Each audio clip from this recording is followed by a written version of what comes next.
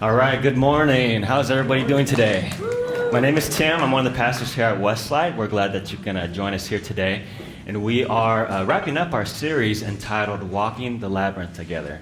Before the series, I didn't know what a labyrinth was, so I'm glad that we have this series together.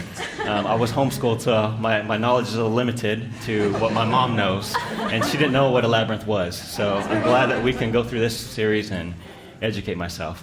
But anyway, what we're doing is we're using a personality assessment, a personality measurement, in order to understand ourselves better and understand others better so that we can improve our relationships.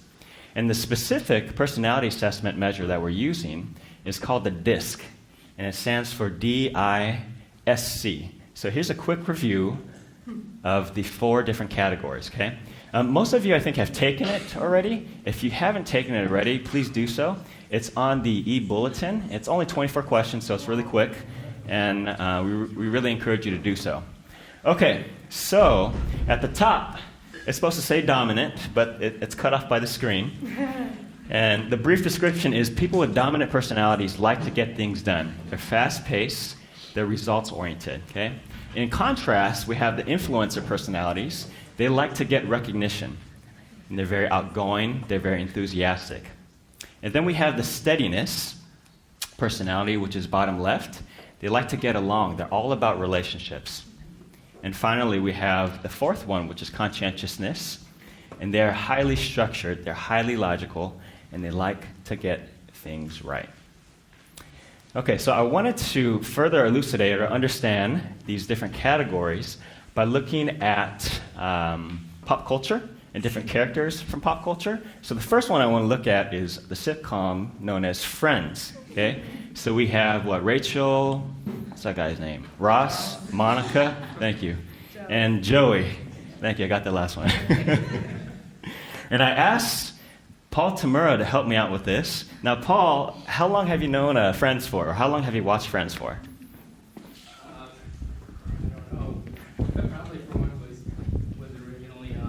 Okay. A long time ago. So he's known all the seasons. And what character do you identify with most, Paul? Okay, you didn't say you were going to ask me this. Okay, well, I know I'm the letter C. Okay. My guess is that Ross is the letter C. I didn't think I would be Ross. Okay. The letters man. So maybe identify with Ross. Okay. All right. So using your knowledge and your experience of the show, who do you think is a dominant personality of these 4? I think that Monica is the dominant. Monica. Very good. Excellent. Okay. What's the second one? Well, I want to know, how many people know the show Friends? Oh, okay, good. Okay. So the second one is influencer. These are the people who like recognition. I said Joey. Joey. Very good. Oh my goodness. Okay, Rachel. Steadiness. All right. Rachel, and the conscientiousness is Ross. Very good. Everyone give him a hand. Thank you, Paul. All right. Actually, I want you to keep this. Now, many of you know Daniel Wong, and he's my cousin. Paul knows Friends quite well because Daniel Wong, his son-in-law, was actually on Friends. And so this is Daniel in the race car episode in season 3. And I'm going to ask you one more question. Your son-in-law of the DISC personality, what do you think that he fits in? What category do you think he is? Daniel is I, influencer. Wow, he is 5 for 5. Thank you so much, Paul. All right. Okay, the next one I want to look at is Harry Potter, and I asked Britton to help me out with this. Yeah, Britton. Oh my goodness. All right, so Britton, what's your favorite book out of all the Harry Potter series? The 4th one, which is called? I think it's The Prisoner of Azkaban. The Prisoner of Azkaban. No. All right. I like The Prisoner of Azkaban the best, whichever that one is. Okay, book number 3. Okay, hopefully you will not struggle on this exam right here. I'm going to do terribly. Okay, the dominant one. Who's the dominant personality here? Help her out. Okay, we think that Harry... Very good, excellent. Harry is number 1. Okay, the next one, influencer, people who like recognition.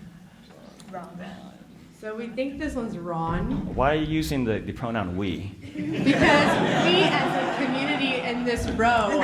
Okay. All right, good. Very good. It is Ron. The next one, steadiness. I told you last week I don't like the microphone. Steadiness, people who value relationships. We think that that's one's Neville. Very good. Neville Longbottom. And finally, conscientiousness, people who like to get things right. Hermione. We, of course, know it's Hermione. Excellent. Very good. Thank you. And finally, last but not least, we have Star Wars. And Daryl's going to help us with Star Wars here. We have Luke, C-3PO. What's that guy's name? Han Solo? And Darth Vader. Yeah. All right. So, Daryl. Here we go. Dominic. Oh, shoot. All right, Dominic. What's the first one? Darth Vader. Okay. And the next one? Influencer? Influencer. Han Solo. Oh, my goodness. Okay, steadiness? That'd be Luke. Very good. And conscientiousness? C-3PO. C-3PO. Very good, Daryl. All right. Man, there wasn't anybody who got anything wrong. I did not give them the answers, trust me. Okay. So just as a review, here's our pastoral staff and the different personalities that we have. Now, how many of you all, by raise of hands, have taken the disc? Okay, a lot of you. Now, keep your hands up if you are completely satisfied with your results. Okay, wow. Okay, so about 25% of you are still happy with your results, right? Okay, I'm like most of you, right? Here are my results. Here are the 4 categories. I'm what's called a conscientiousness dominant profile, meaning my primary is conscientiousness, and then my secondary is dominant. And I don't like this profile. I hate being, I was just compared to Hermione and C-3PO. I'd rather be somebody who's steadiness, right? Person who values relationships. So I wish that my profile was steadiness, conscientiousness. I wish my steadiness was a little bit higher and my conscientiousness was a little bit lower. And it reminds me that life is just a constant process of us refining and fine-tuning our personality, right? So said in another way, aspects of our personality must continually be celebrated and calibrated, right? And we need a balance, okay? So on one hand, we need to honor and encourage ourselves and say, hey, we're very happy for this certain aspect of our personality. And on the other hand, we need to say, hey, how can we improve as well? And there needs to be balance. Let's say that I'm over here always encouraging myself and saying, my personality is so great, this could lead to arrogance. But over here, if I'm always saying, you know what, my head's always in the dumps, I need to improve upon my personality, that could lead to self-criticism or self-loathing. So we need a balance, okay? Earlier, our sermons in the series have focused more on the former, which is how do we celebrate our personality? How do we become aware of our own, the way we tick, and how do we become aware of others? Now, this message specifically will be focused on the latter, which is how do we calibrate our personality? How do we change? And I want to answer this question through a story. And this story involves a past supervisor of mine about 5 years ago. This is not her, but she looks like her. Okay? She's about 75, and her name is, I'll use her name as Marge. That would be her pseudonym. So about 5 years ago, she is my supervisor, and we would meet in Santa Monica, and we were having a celebration in downtown LA East. And there's about 8 of us, and so after we were done with group supervision, we had a reservation for dinner in downtown LA at around 5 or 6. So we're done with group supervision, we're heading to the cars. Marge decided to take one car. My colleague, who's around my age, he decided to take the other car. There's around 8 of us, so we split half and half. I get into Marge's car, and I was walking up, I pull out my cell phone, I said, hey Marge, do you want me to pop up the GPS so you know the directions to the DTLA? And I noticed that Bill is laughing now, right? Why are you laughing, Bill? That's our story. Okay, so my assumption is that Tim uses a GPS and Bill doesn't? Yeah, No. he can't go anywhere without that. Okay. Well, He's a Lyft driver. okay, so Tim's a Lyft driver and he relies on his GPS. So I'm pulling out my cell phone and Marge says, put that thing away, Tim. And I said, sorry, you could have used nicer language. I mean, you could have been mannered and said, just please put it away. But she said, no, I don't need that GPS. So I said, okay. We get in the car. We drive down to downtown LA. We go east on Wilshire, and then we take the 10 east, right? Everything's going smoothly. And then we hit really bad traffic. Traffic like we weren't moving at all. So I'm thinking to myself, my gosh, I wish I had that GPS. I could have put on Waze that could have showed all the red and the green, and I go into the green, right? But she was stubborn, and she said, no, I got this. So out of the corner of my eye, I see her go, boom, and she goes right off in an exit. I don't know where we are. We're sort of in the not nice area of the 10. So we're going off of the 10, right? And I don't know what street she's on. She's going through these alleys. She's going through these streets I'd never heard of. It felt like we were driving in the back of people's backyards. Like she just knew her route. And so we finally get to the restaurant, and we're there like 10 minutes early. The other car, again, it was a colleague who drove the other car. They relied on the GPS. They were about 10 minutes late, right? So I sit down with Marge, and I said, Marge, how did you do that? Like, how do you know how to take the alleys and all these different streets? And she said, Tim, I'm one of the few LA natives here. I've lived here for 75 years. I know LA like the back of my hand. And then she wouldn't shut up, and she kept on talking about, and this building was here, and this was here. But that's the thing. She was able to change and flex because she had an intimate understanding of LA and the terrain of LA, right? And the life lesson here for me was that change requires understanding. In order for us to change different parts of our personality, we must be intimately aware of our own internal terrain. How can we expect to change different parts of our personality if we're unaware of how that personality developed, right? We have to be completely aware of the different experiences, the different transitions or different factors that shaped our personality. So how then do we increase our understanding of our personality? And there's two factors I want to talk about. One is shared factors, and the other is unique factors. Two things that shape our personality, increase our understanding so that we can change. The first thing is shared factors, and it's called shared because it's shared amongst a lot of group of people, a big amount of people. And just three examples I want to give is just culture, era, and age. There's a lot more examples, but I want to briefly run through these three. Culture, right? My personality would be very different if I grew up in, let's say, Hawaii, where it's very relaxed, slow pace, compared to if I grew up in a place like Japan, where it's very high pace and the work ethic is, off the charts, right?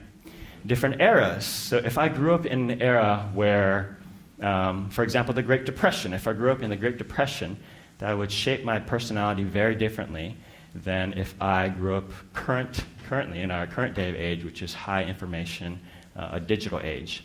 Now, this last one, age, I want to talk to you and explain to you about age through a study by Shrivastava in 2003. Shrivastava looked at over 130,000 individuals, okay? Individuals for the age of 20 through 60. And this person asked the research question, does the results of the DISC personality change with age? Simple question. And here are their results. Influencer, they found, decreases with age. Conscientiousness, they found, increases with age. And steadiness also increases with age, and then it sort of dips out at around 60. Okay?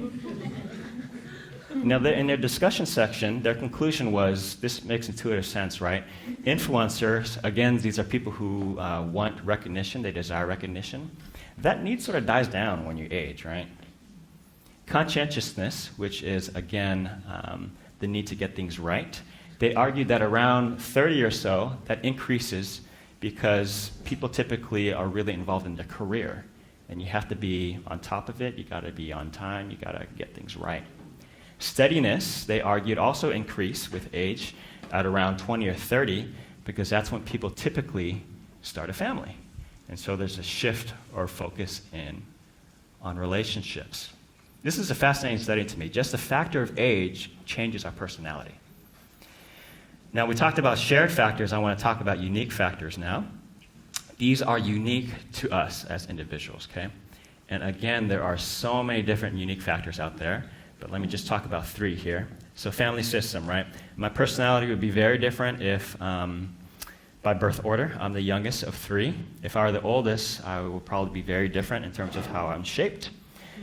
If I grew up in a family that was not intact, maybe divorce, or if I was adopted, if I had a twin, so on and so forth. The different ways that the family is shaped affects our personality.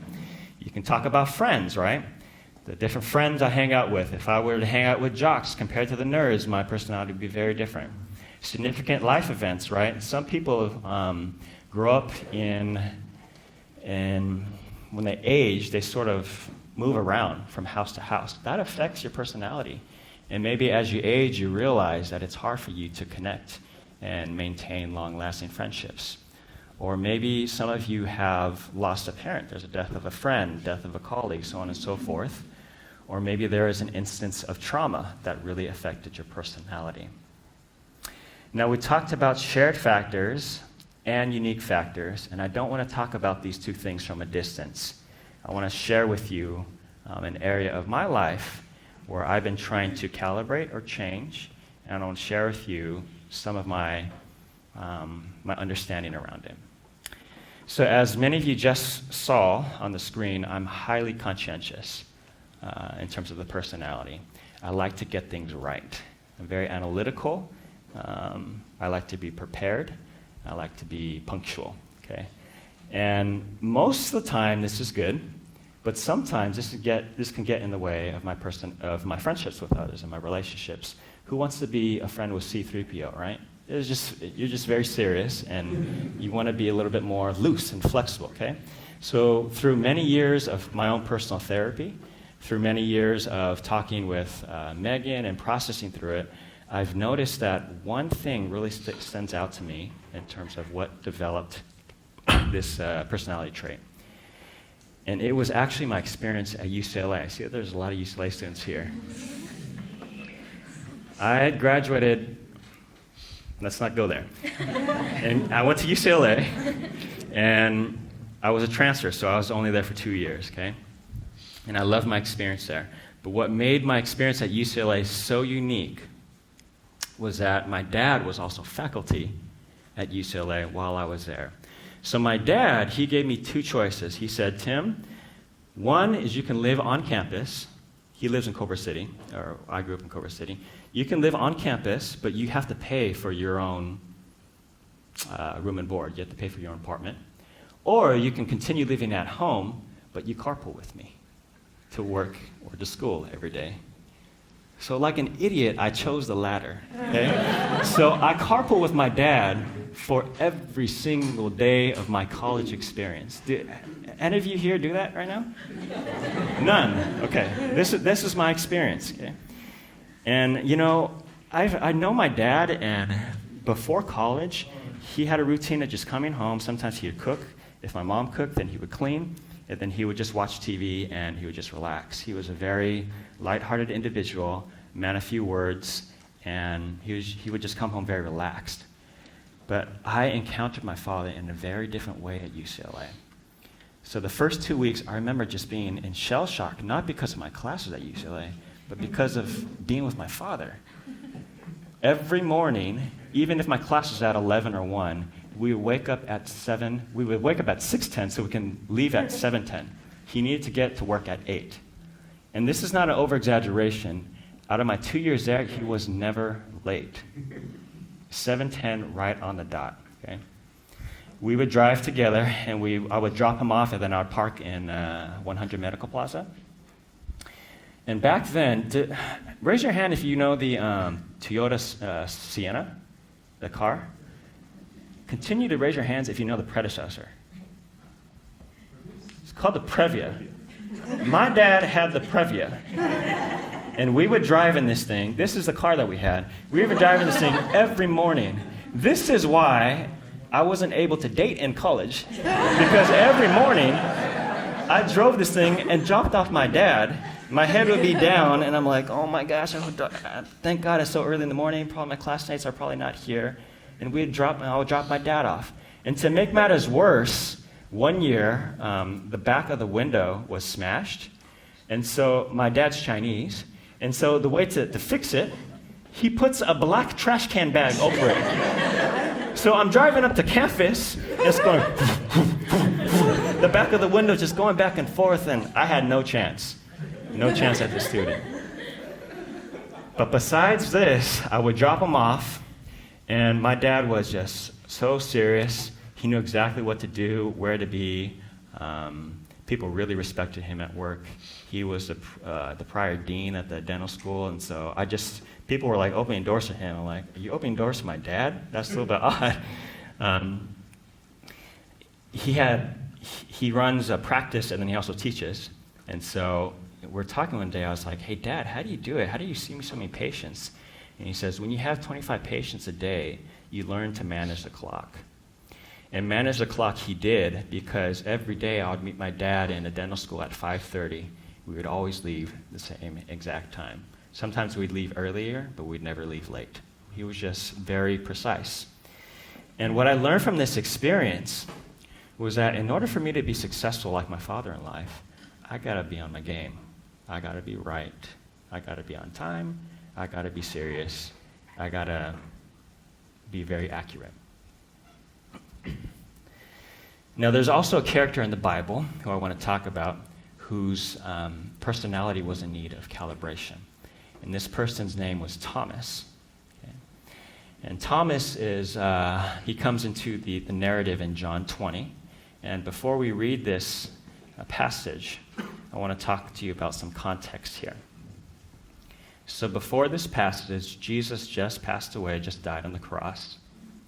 And then he shows himself to Mary Magdalene. Then after he shows himself to Mary Magdalene, then he shows himself to the disciples. Not all the disciples, because they weren't all there. Okay? All of them except 2. So there were 10 of them, right? There's 12 disciples, but all of them weren't there except 2. One of them being Thomas. Now, we don't know where Thomas was. Some scholars argue that he wasn't there because he is such in deep grief that he wasn't with the disciples. The other disciple who wasn't there, of course, was Judas. Very good. Judas, because he killed himself. He died before Jesus' death, okay? So this is where we pick up the passage. Now, Thomas, also known as Didymus. Didymus is also another word for twin. Thomas was a twin. One of the 12 was not with the disciples when Jesus came. So the other disciples told him, "We have seen the Lord." But he said to them, "Unless I see the nail marks in his hands, and put my finger where the nails were, and put my hand into his side, I will not believe." This is why people refer to Thomas as Doubting Thomas. And I might actually reframe it and call him Demanding Thomas, because that's a lot of things. Now let's put this in context here, right? It says here that the disciples came to Thomas and told him that Jesus was alive. I just went over with you how many disciples there were. It's not 1 disciple. It's not 2 disciples. It's 10 of his close friends who are saying Jesus is alive. And yet he still doesn't believe. Let's also recognize that Thomas was with Jesus during his whole entire ministry. Thomas saw Jesus resurrect Lazarus from the dead. Thomas saw all the healings and the miracles, and yet he still didn't believe. He said, "I need to see Jesus. I need to put my finger through his hands and in his side." So let's continue with the passage. A week later, his disciples were in the house again, and Thomas was with them. Though the doors were locked, Jesus came and stood among them and said, "Peace be with you." Then he said to Thomas, "Put your finger here. See my hands. Reach out your hand and put it into my side. Stop doubting and believe." Thomas said to him, "My Lord, my God." And tradition tells us that Thomas goes on and preaches the word in faith, not in doubt, but in faith, in what is known as current-day Iraq, Iran, and all the way to India, where he finally dies professing his faith. So Jesus took somebody who, with a high amount of doubt, and changed it to a high amount of faith. And my question to you is, how did God change his heart? So I want to review the passage here, And I think God did two things here. Jesus did two things. The first one is Jesus came and stood among them. Okay? Jesus could have said, oh my gosh, that Thomas, he's been with me for all these years. The 10 disciples came to him, and why is he doubting? Jesus could have been critical and judgmental, and Jesus could have said, hey, I'm going to wait until this Thomas guy comes and approaches me. But the text says the opposite. Jesus approaches Thomas and goes towards Thomas. Now, the second thing he does was that he gives Thomas exactly what he asked for. Thomas's request was threefold, right? I need to see the nail marks in his hands. I need to put my finger where the nails were. And I need to put my hand in his side. What does Jesus do? He says, put your finger here, see my hands, and put it into my side. Jesus does exactly what Thomas's needs to calibrate or change his personality. Earlier I said that change requires a deep understanding of our internal terrain, right? I can't think of anybody else with a greater understanding than Christ alone of our internal terrain, our internal maps. Jesus knows our dark sides. He knows us intimately.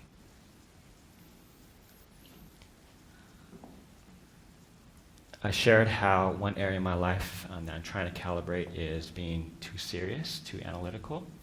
And here's how Jesus responded to me. He gave me 6 nieces and nephews. I can't be serious with them. It's impossible. They're just really silly, and I can't be analytical. They just bring out a very fun-filled side out of me. Here's what he also did. He gave me this church, and he gave me Glow, which is our young adult college ministry. Being with you UCLA students, it brings out a lot of good characters in me, and so I appreciate that. You guys are really silly. You guys are just very lighthearted. I really appreciate your presence here.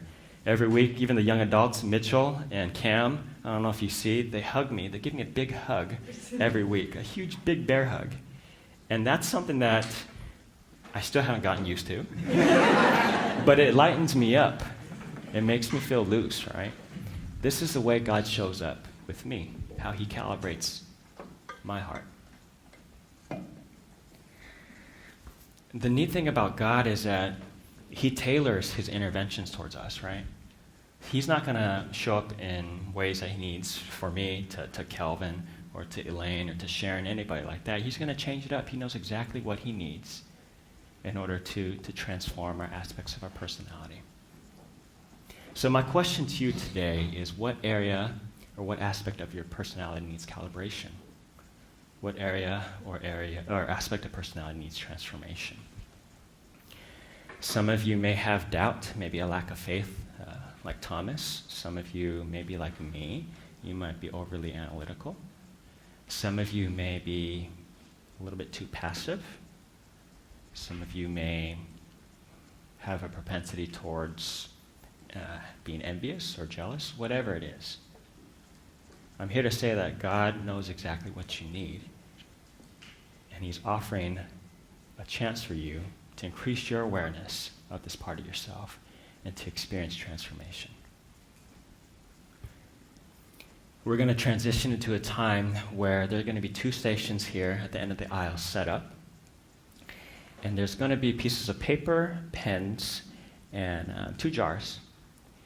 And after I wrap up in this message, I encourage you to just be curious about one aspect of your personality that God can calibrate, just one. And then after you do that, if you can just be curious about how this one personality trait developed. So I'm going to ask you to just write down 2 things on the sheet of paper. One area of personality that needs calibration, and 2, what's one area that we can change or develop, or how did it develop? And then there's a jar there. Please fold it up. Please do not put your name on it. Just put the piece of paper in the jar. And afterward, I strongly encourage you to receive prayer from the prayer team in the back. You don't have to open up about every single issue that we talked about here. You don't even have to open up about what you wrote on the paper. You can simply go up to them and say, please pray for me. I hope that this time God will really challenge you and push you to better yourself or calibrate your lives in ways that we can grow together so that we might be able to relate to one another in more healthier ways. Let's pray.